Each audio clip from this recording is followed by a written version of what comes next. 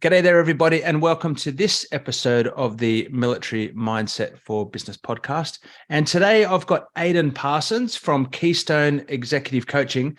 And I'm really interested in talking to Aidan today, particularly about his experiences in going into business himself, but more importantly, how as an executive coach, does Aidan really support business owners reach their full potential? Now, once we hit those glass ceilings of our own success and our limitations, how does Aidan get in and look at business in a totally different way and be able to, unleash that potential and take the business to where it's truly meant to be? So, Aidan, welcome. Thanks, Pete. Great to be here. Great to have a chat with you, mate. It's always fun. This time we're recording it, of course, so we are on our best behavior, I'm sure. Of course, mate. We do have a little E with the box around it for some of our guests, but it's up to you how we roll. But mate, look, I'm really happy for you to join me today. And you're someone that I've had fringe relationship with over a few years. We've both been common consultants and shared advisors around certain entrepreneur bodies. But I've always really admired the way you're able to understand business, capture problems, and solve them. But before we get into that, obviously there's a twinge of an Irish accent there. Can you tell us about the Aidan story and really how you got to Australia and how you got to be in business here? Yeah, well, let's start at the beginning. I'm an Irish Australian. So my mother is Irish, my father's Australian. And at the age of 7, me and my 5 siblings grew up with mum in Ireland alone. So we grew up in this very rural area. It's called Leitrim. There's still no traffic lights in Leitrim, and my mother doesn't have internet basically where she lives. So it's very rural, but a stunning place. So from the early days, I just got on with it, and then from there, went to high school. Did very well at rugby, got some rugby scholarships, helped a lot with the family position and sort of how we were progressing. And then at the age of 19, I came to Australia to find my family, find my father, learn more about my Australian side of my life. And in the first week, I landed in Australia with the intention of doing the thing that all young Irishmen do when they come to Australia, which was to travel around and see all the different things that Australia has to offer. And in the first week, I met my wife, and I've been with her ever since I was 19. So this is a pretty significant life event. Did you have a relationship with your father at this point, or had you met many times? No, not at all. So my father left when we were 7, and we didn't hear from him until I turned 18. Wow. Yeah. So, and there was a lot of challenging things that happened in that period, Pete. Like my mother had 5 kids under 7. My mother had with a truck, and had a pretty severe brain injury. So from the age of maybe 13, there was a responsibility thrust on everyone, not just me, but on my aunts and uncles to sort of keep the house going while mum recovered. And mum recovered very well. But by the age of about 16, 17, she's back on her feet again. But yeah, so we I think a lot of my resilience and my willingness to kind of grind through things comes from that period of my life, getting up early and doing things to make a bit of money, to keep the wheels turning. So as a young boy into a young man growing up in Ireland, how did you feel towards Australia, knowing this, being half Australian? Was there what was that affiliation like in terms of the Australian culture and lifestyle? Yeah, so that's such an important question. So if I was in Ireland, I would support Australia. So it was predominantly because they were better at rugby union then. They were those days.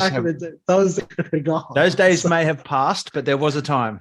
There was a time, and I'd actively, be looking for an opportunity to declare my Australian heritage. But I always just sort of had an aspiration or thirst to know about Australia, because I always did feel Australian, I feel because I did live a small part of my life in Australia, so I did feel Australian. So I kind of just wanted to explore it. I just wanted to know it. I also wanted to track down that part of my family and understand that side of my family more. Yeah.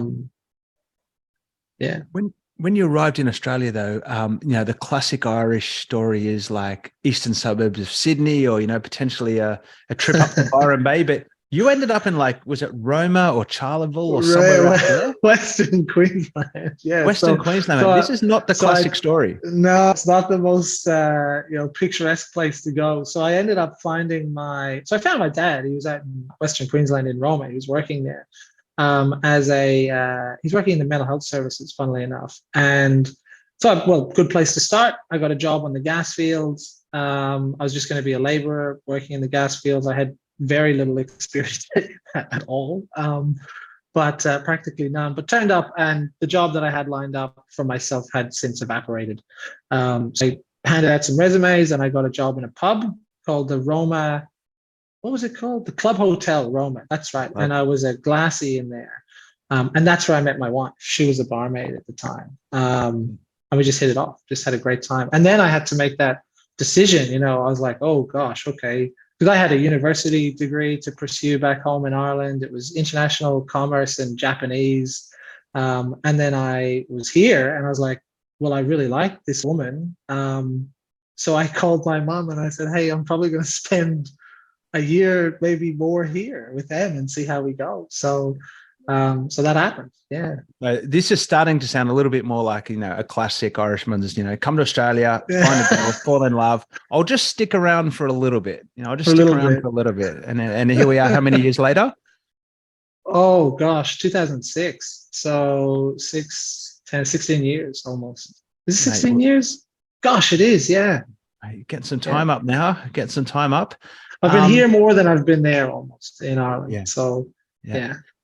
So you're out in the gas fields. You've met this Aussie girl, probably playing a bit of rugby for the local club out there, I imagine. Yeah, of course. Take us through to where you started getting passionate about business. What took you through from that point into understanding how you could actually, number one, learn about business, let alone ever becoming an executive coach?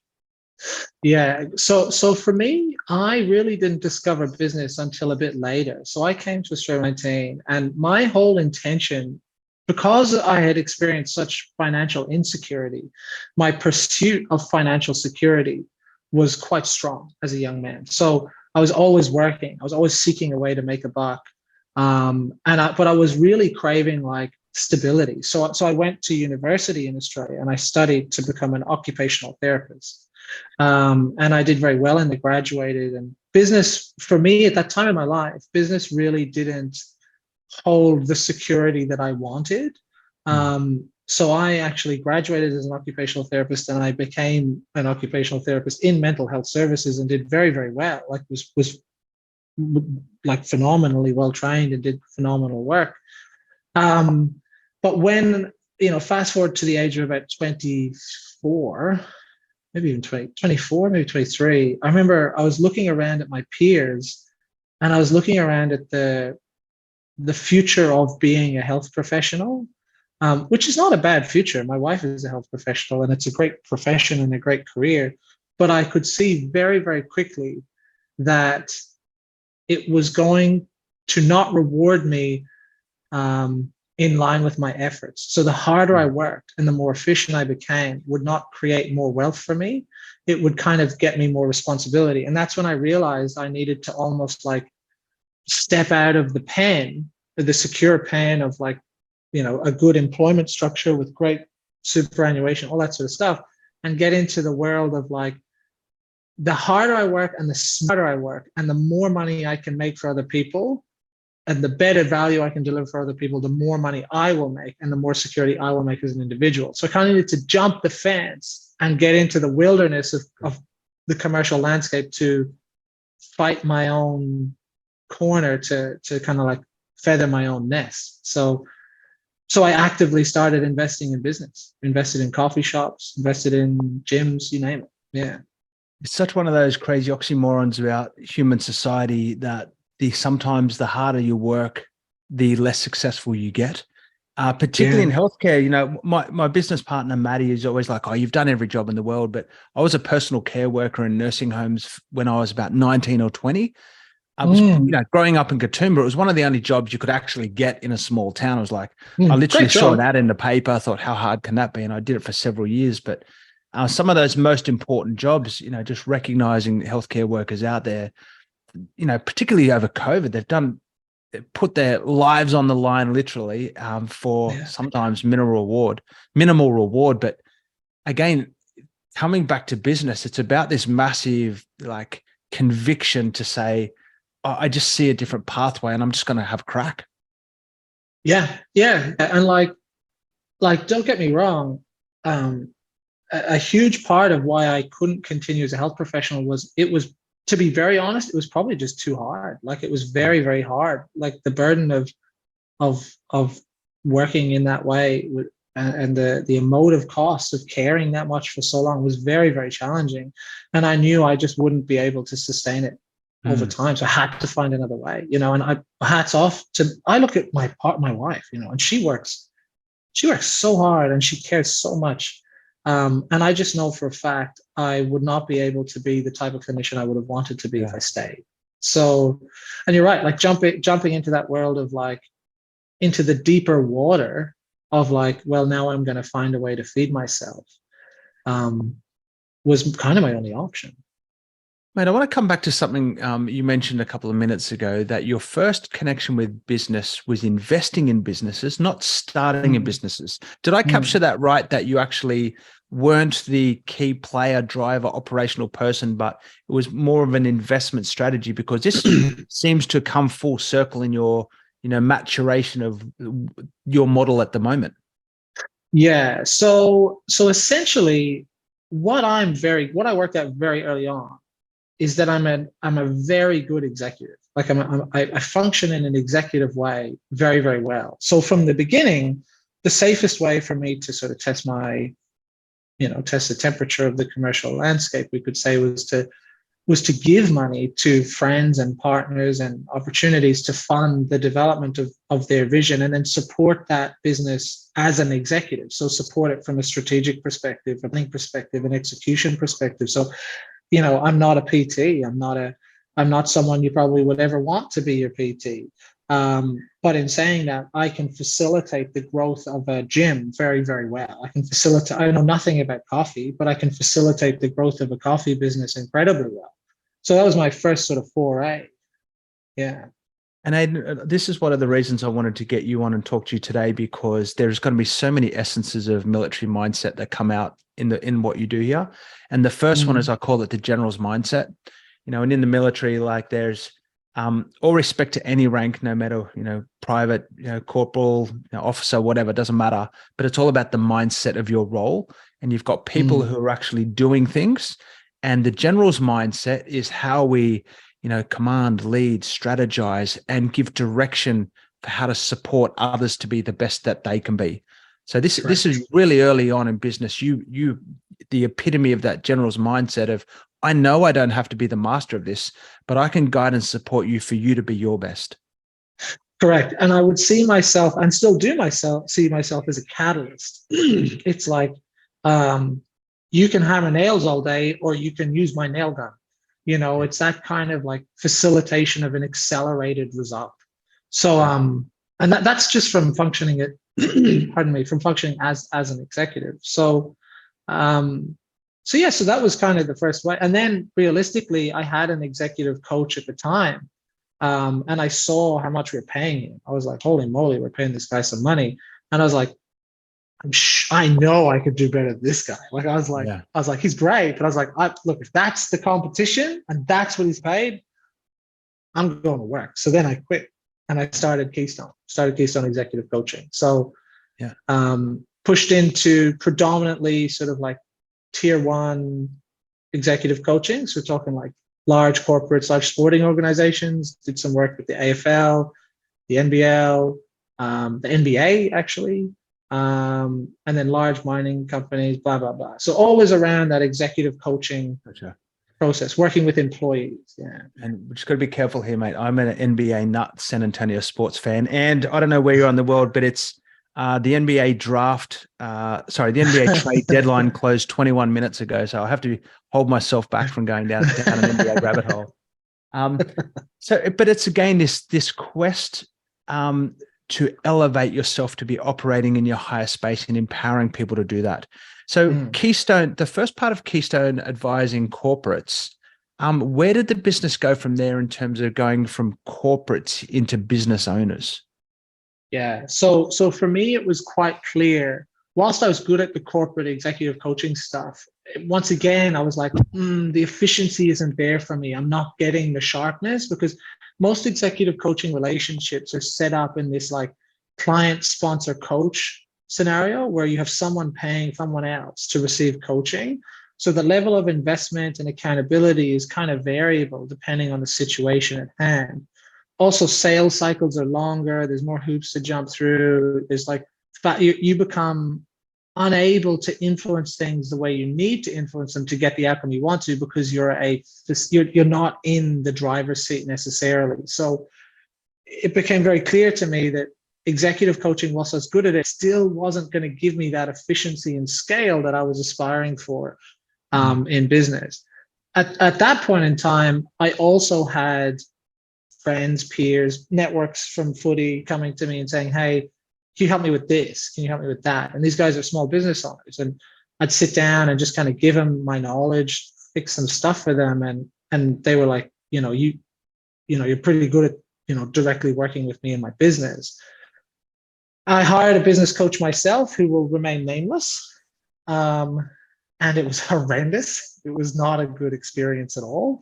And it was kind of a repeat of the executive coach relation. I was like, man, if this is the competition, and this is what they're getting paid, I'm going to work.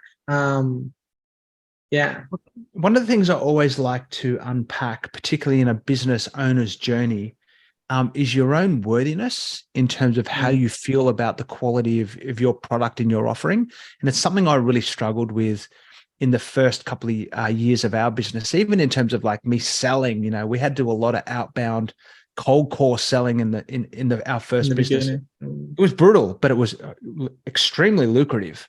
Now I can do it with aplomb, no problems.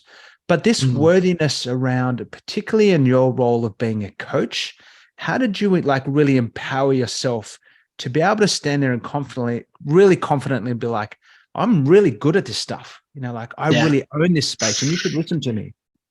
Yeah. So a huge part of that for me is evidence. Is like, if I have a body of evidence that can show that I can do what I say I can do, I have no problems with anxiety or concerns around that. So at that point, I had been successful in both the coffee shop and the gym. And we kind of exited those. And I think I had worked out for myself that so sometimes when people feel like that, right? When they feel anxious like that, they're like, God, I need to know more. If only I know enough, then I'll know I'm good enough.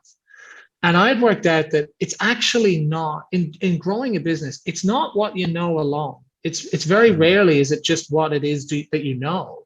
Like if it was just like realistically, Pete, if it was just information, we would all be trillionaires, because we have access to whatever information we need, like it's all available. It's the right information at the right time with the greatest rate of return and the least amount of effort that compounds return in business. And I knew that that's what I was very good at. I was very good at like synthesizing different priorities to scale things quickly and safely and profitably. So I had a nice body of knowledge behind myself. I had a lot of evidence. But really, the thing that kind of took all the heat out of that equation is I asked myself the question, okay, you're going to go do business coaching now. You're going to let this executive coaching stuff go. What would you want from a business coach? And at the time, all I wanted was someone who was going to have a financial stake in my success. I was like, if I'm going to pay someone thousands of dollars every month to grow my business, they have to have financial accountability to that. They have to be invested in the financial growth of my business as well. They don't need to invest in my business, but whether or not they get paid needs to be dependent on their performance. And that was my model of business that I came up with, where it's this pay on result business development. So, we don't charge our full fee unless we hit the targets we tell you we're going to hit. We hit over 95% of them. So for me, I think that also took the pressure out of the situation because I didn't need to convince anyone that I was good enough. I was able to show them that I'm good enough, and I was able to do the things that got me paid. And also the last thing is I have yet to see another business coaching firm, advisory firm, or consulting firm that's willing to put skin in the game the way we put skin in the game. I just don't see them. There's no greater confidence in I'll deliver first and then I'll take the rest of my payment later. Yeah. That's it's just pretty black and white. Like if I don't deliver, I won't get paid my full amount. So I'll deliver. Yeah. And it also I kind of take pride so I learned a lot of this from being a therapist, right? So if someone comes to you for help, that's a phenomenally sacred position to be in. And I use the word sacred sincerely. I'm like, if someone says, hey, Pete, whatever the context, like, Pete, I'm having some trouble with my wife, or Pete, I'm having some trouble with myself, I need some help, that's a phenomenally important, it's such an important position to hold for someone. And the capability for people to abuse that position it's endless. It's endless for people to use that to ill gain, that vulnerability that someone shows. So for me, I knew that if I always prioritized integrity, authenticity, honesty, suitability, all the things that I know, if I live my life a certain way, I will live a good life. If I'm honest, I live a good life. If I'm integrous, I live a good life. If I'm disciplined, I live a good life. If I could translate those fundamental standards of being into a business model, I knew the business model would be successful. So if we just play it out, someone comes to you to help grow their business. The first thing you do is you make sure that you can actually grow it. So you assess the business deeply. And then from assessing the business deeply, you make a recommendation. And if let's say that I assess the business and go, okay, I think I can grow this business. So then I set a target. If I think I can grow the business, right? If I put my hand on my heart and I say, you know what, I think I can improve this business really, really well. The first thing I do is I do everything I possibly can to support the growth of that business. And cash flow to a business is oxygen. So it makes no sense at all for me to charge large, lumpy, cumbersome fees to clients, because I'm just going to absorb cash flow and stymie their growth. It makes no sense at all. So minimize the impact drastically on cash flow, grow the business, and get paid after the fact. And by comparison, it kind of makes the concept of not doing pay on result business advisory madness. Like when you think, well, you're not really helping the business. You're kind of you're helping yourself. And if the business gets helped, so be it. That's. So I always upset people when I talk about this, but the truth's the truth, it is what it is. Mate, I just want to come back to your point there in terms of your initial analysis. So just give us an idea, what sort of size business do you normally come into impact with? Where's the owner on the journey? Roughly how many people have they got on the team? Not so much product, but more what's that business looking like and what is holding them back? Yeah, nice. So we're not too worried about size. We're worried about potential for impact for us. So we often find if there's an executive structure or a board structure, we can be impeded with our strategy sometimes because there's more hoops to jump through. So if there's a CEO, directors of marketing, directors of such and such, it's not that we won't work with them. It's just that our rate of return might be slower because there's more people to get around. Our ideal guy is probably the bloke or lady that's in the business. They've done the hard fight to exist, and they know what they need to do to keep existing. They could continue to exist indefinitely. They're facing challenges around consistency of lead flow generally, or they're facing challenges around recruitment or staff or that sort of stuff. And really, they need to start to transition this business into functioning like an asset. They know that they want to make the business something that functions independent of them and getting to that position where they can kind of step away and look at the dashboards, look at the processes, make strategic decisions so that their business keeps growing. That's our guy. It's interesting that there's a couple of these key thresholds and it's almost like another digit. Sometimes it's hard to make your first 10 grand. in a business. And, and then from there we really grind, and then we get across this 100,000 thing, which is really when you put a business on your back and, just do everything yourself. And then $1 million, chucking another zero on there is another big glass ceiling, because we've probably got now 3 or 4 team members. We're doing 60 to 70 hours a week. We're still spreading ourselves across a business, but we haven't taken the shift, as you mentioned, from being it all about us as a business owner to the asset, which is a system and a structure by itself. Yeah. And it's at that probably $1 million mark where, could you go on a holiday for a month and the business run without you and probably grow without you? It's probably not going to happen. But as we punch through that glass ceiling, systemized structure, now we can start creating really what we want out of, probably the reason we went into business in the first place for. Yeah. 100%. Like it really does seem to float around those numbers that you're talking about as well. Like the guys that we really ring the bell for they come to us between $300,000 and $500,000 a turnover, not necessarily very profitable, and they'll walk away firmly in the, the 7-figure domains, and taking holidays, working 6 days, sometimes a couple of days a week, It's a fascinating thing about, and one of the challenges that when you get the business owner at that point, I'd like to ask how you have managed some of these challenges, is battling the ego. So I think first of all, they're not going to, you put your hand up and ask for help, which is probably why they come to Keystone in the first place. But how do you manage the battle of egos to really let go? Because for you to have that, multiple 7-figure business, it can no longer be about you. It can't be about you. Yeah. So there's a couple of ways that we get around it. So I think me being a very well-trained clinician helps me a lot in this. So my specialty was in mental health. So understanding the function of humans has really helped me a lot. And then obviously helped the advisors that I employ a lot, blah, blah, blah. So maybe we have an edge that way.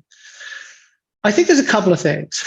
The first thing is that we're both accountable to the success of the business. So we're accountable to it, and the business owner is accountable to it. So, we're not going to get paid if the business owner is not embracing the challenges of their circumstances, and generally ego presents itself in the response to fear, presents itself in response to control or a need for control, right?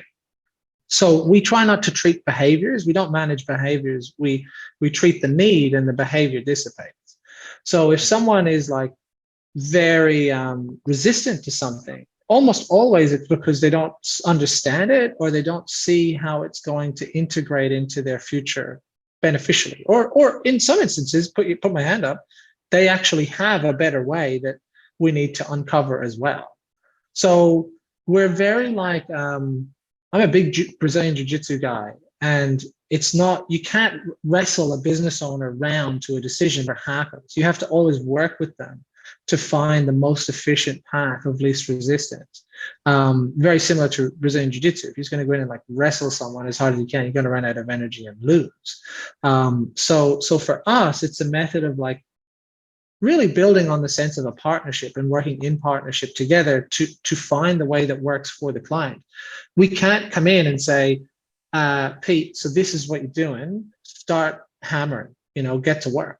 That just never works. Like it just doesn't work, It's great. So let's check in every week. Let's have high frequency phone calls. Let's have high frequency emails. Get us involved in that recruitment conversation. Let's talk to this strategic partner together. It's a very partnered approach so that we're both progressing together. You mentioned control before, and this is where I find is one of those critical moments of being able to let go. If you don't have control, then it's all about you, or you can't let go. It's because you're not in control.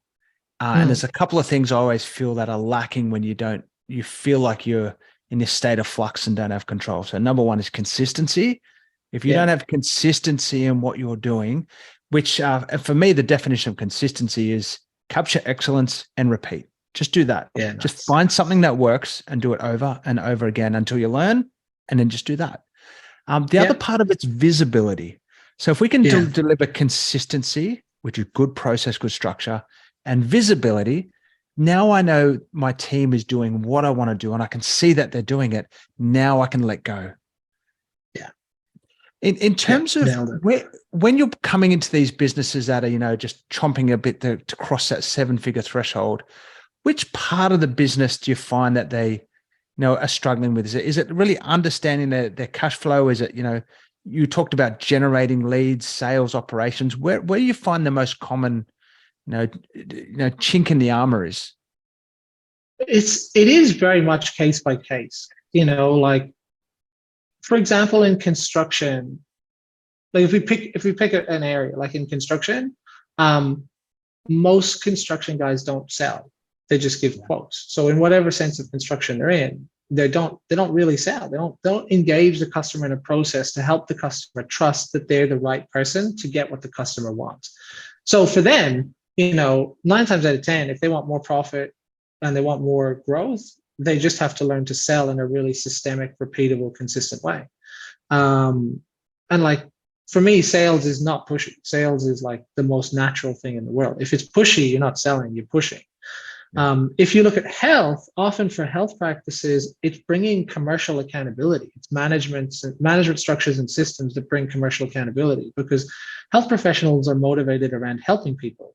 And there's this dichotomy that they face of going, if I'm making money from someone, I'm not helping them. I should just help them and then the money will come, which is kind of true. But also, if you're not commercially responsible about how you're helping people, you're just not going to help people for very long.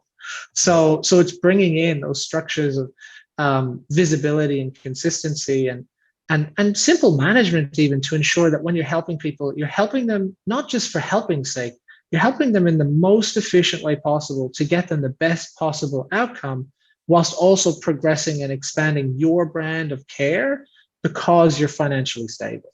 So often when they're at that level, it's a sophistication of one of a couple of systems that's absent. And the reason that sophistication doesn't exist, Pete, is because the person is still doing it themselves and they're kind of like spreading themselves too thin. And this is where I think your offering in Trust the Process is such a wonderful plug-in, because it really helps. It just helps bring normality to what can be complex systems of execution in business, in a really reliable, trustworthy, and critically appraised way. So yeah. And other than that, probably the only other thing I'd say is, like, you can have the best strategy in the world as a business owner. So I could give you the best possible strategy, right? I could write it all down. Whether or not you do it is entirely up to you. So for me, when business owners start to treat themselves like the business owner they need to be to grow their business instead of the business owner they are, things change. So it becomes a management of self thing. So if I want a $10 million business, I need to manage my business like a $10 million business. I need to have a certain approach to our marketing, have a certain approach to our management. Small businesses stay small businesses because they behave like small businesses. Small businesses that become big businesses behave like big businesses. So often you can get very far when you come down to that management and leadership domain for a business, and you really support them to not do what they've always done, but do what's going to make them into something they want to be, like any professional athlete. Yeah. Yeah, look, I think that's really insightful. And one of the things I always come back to again with the military mindset is planning, and how we get from A to B. How do we get from 6 to 7 or 7 to 8 figures in revenue? And one of the lessons that I really learned early on in the military, and it's an interesting process. We have what's called current operations, and that is all about today's revenue cycle. It is about it's about getting the next sale, doing the next job, delivering the next product, rostering the next team member, putting the next invoice out, getting paid. So current operations, it might be, from a 0 to 3 months into the future kind of space. And that is where 95% of business owners get stuck. But in the Army, what we did was we had what's called future operations. Now, future operations was run by a totally separate team. And that team would build out the activities or the plans that would occur from 3 months to 12 months away. So, for example, a new product line, a new activity, and they would literally go through and complete all of that actions. And when it was ready to hand over, they would then give it to current operations to deliver on a daily basis. But then even further to that, we actually called it planning. And planning is what happens, a year or 2 or 3 into the future. But there's things, if I don't do them today, like for example, if I want to expand to the US or, maybe franchise the business one day, there are some things I need to do today. And if I don't do them today, they will never occur in 12 months' time. So it seems like getting you on board is really a way to almost have that future operations and future planning to allow the business owner to continue in current for a while so they can focus on what they're good at. Is that a way that you would see how you support looking into the future? Yeah, it's supporting them to make the transitions into what they need to be. We're a catalyst for their progression. And also we're a partner in their progression. Like we would never be successful if we just tell people what to do. Like we have to help them do it all the time. And we kind of like doing that as well because we're helping them. We know we're progressing, right? So I think you've captured it very well. It's supporting that transition to what they're going to become. Like we're the catalyst for their growth. It's funny, it's something about business, and again, coming back to ego, there's a couple of things in life where if you don't get lessons or you don't get help, you're probably not going to be good at it. Like, golf, mate, like golf, for example, like, I don't know, it is impossible to just turn up and play a good round of golf. Even after hundreds of lessons, for me, it's still impossible.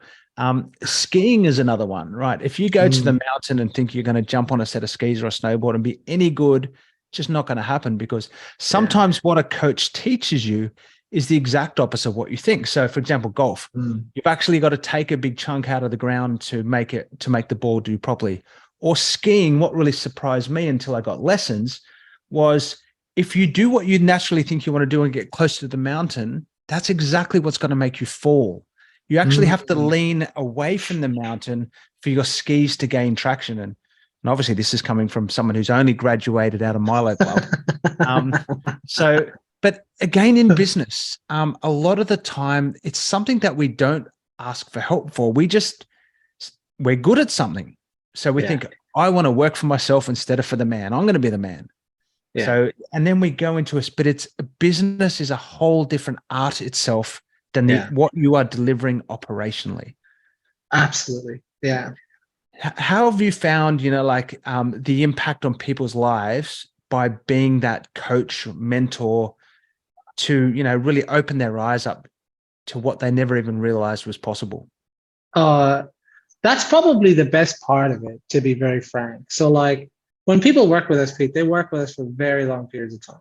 Like we transform their business. We work on yearly contracts, right? But like people just work with us pretty much indefinitely because every year we're kicking goals and moving forward, So if I'm gonna be very frank, we see guys and girls who come to us and people generally leave it too late.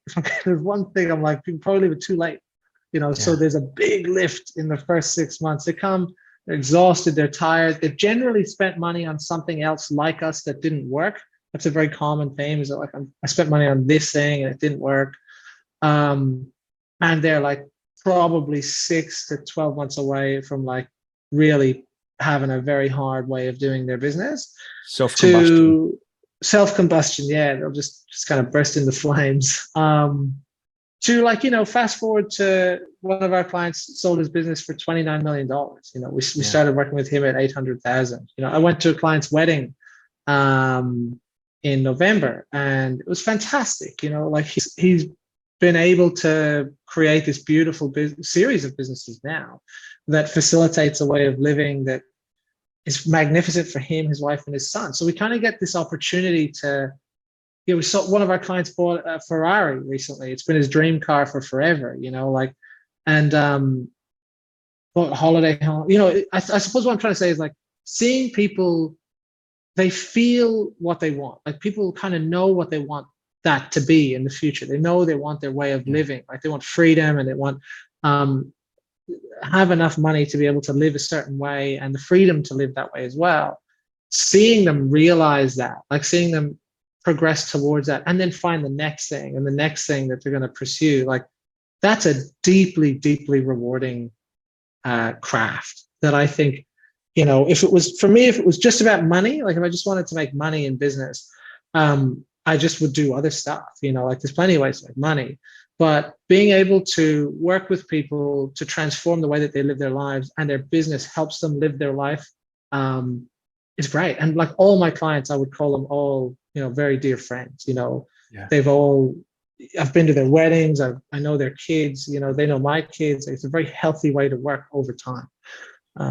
Yeah.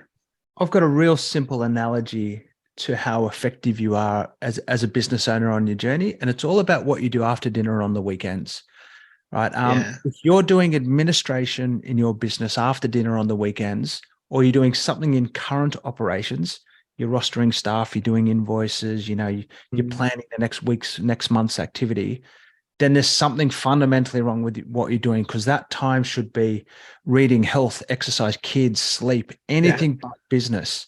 Yeah. Again, on your weekends, business, it can be a cruel master, and once you are committed to this path, it's very, very easy, 60, 70, 80, 90 hours a week. Yeah.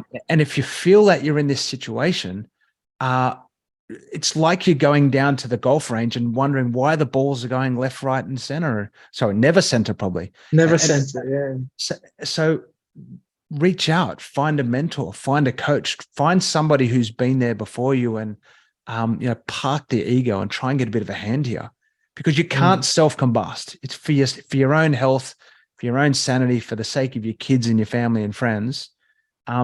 Ask for help sometimes. 100%. And it's like, you will never do any harm asking for help early, but definitely do harm asking for help late. Yeah. It's so hard to undo it. Where do I find the time to save the time, to spend the time kind of things. I think one of the things I really, when we apply these kind of lessons to business, we've got to really, try and find these like anti-grind or work hard once kind of mentalities. How do we actually capture things? We'll work hard once to deliver a solution to avoid me from having to be in this constant grind. But again, I'll keep coming back to that point is, in my first business, we did super well. We went from 0 to multi 7 figures in, 18 months. However, we left millions of dollars on the table because fundamentally we didn't know what we were doing. We just had a crack.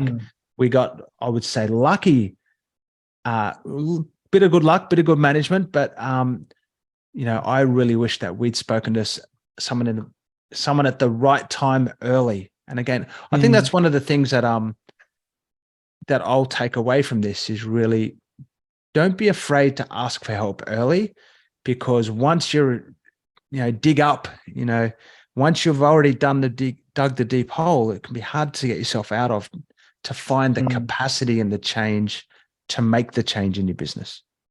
Yeah, absolutely. And like, it's so often, of course now I own multiple businesses, right? And some of those businesses I own in partnership with my clients.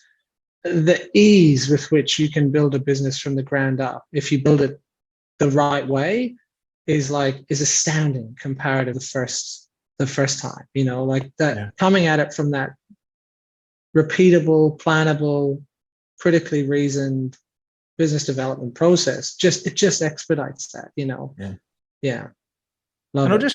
I'll just caveat what I was saying before. If you are in a deep hole and you are doing 78, 90 hours a week, it's not too late. So don't not ask for help, because it is down into the beginning. Yeah. But in reflection, if you're sort of anticipating where this business is going in the future, again, particularly if you've got family, and particularly you need to focus on your health and being a great human, because life is more precious than business. Business should be the vessel that allows us to get what we want out of our life, not consume our whole life doing this thing called business.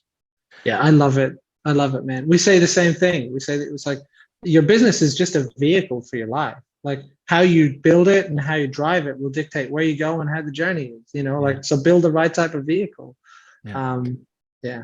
Let's get you to the point Love where after dinner and on the weekends, you have the choice about what you do.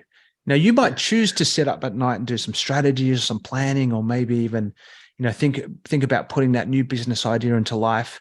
But it's about a choice to want to do it rather than must do it after dinner, because everything will fall apart if you don't do an extra 4 hours Yeah. after. Oh God. Yeah. God. Yeah. Mate, tell us, how do we find Keystone Executive Coaching, mate? If people want to chat to you, how do they find you? Easiest way is just Google us. We do have a pretty, our social footprint and our digital footprint's always increasing. But we're not in it to be the biggest. Like we don't want thousands and thousands of clients. We want to make sure every client we get a phenomenal outcome with. So our growth trend is pretty conservative, but our results are very, very positive. So the easiest way is just Google us, Keystone Executive Coaching, or just call me directly. I'm always free. Like I'm not working all the time. So I'm always available to just even pick someone's brain, pick over a problem with someone, see if I can help. Always happy to help. Perfect. I'm going to put the contact details down in the show notes, as well as, LinkedIn connections. It's Aidan, Aidan Parsons. So look, Aidan, a real pleasure to have a chat with you today. You're one of these guys that we do cross paths and we get into a yarn, it could just go. We need to do one of these fireside night chats, mate, with a couple of whiskey. I'm 100% into that. Yeah, nice big slab of T-bone steak or something. It'd be good. Oh, mate, love it. Yeah. My biggest takeaway from this is the value of coaching and the value of mentorship. Again, why do you expect to go to the ski fields for the first time and think, oh, I'm just going to nail this? Or, why do you think you could turn up at a golf course for the first time and ever even think you're going to be successful? Yeah. So finding the right partners and the right people to, I'm going to leave on a final word, be the catalyst to your success. If you don't have that catalyst, that's the spark that'll really take you through to the next level. Mate, thank you for joining us today. It's been great to be here, Pete. Thanks for having me, mate. Good to see you as always. Yeah, brilliant. And thanks everyone else for the episode, Military Mindset for Business. Do that click, like, share thing. This is Pete Liston, out.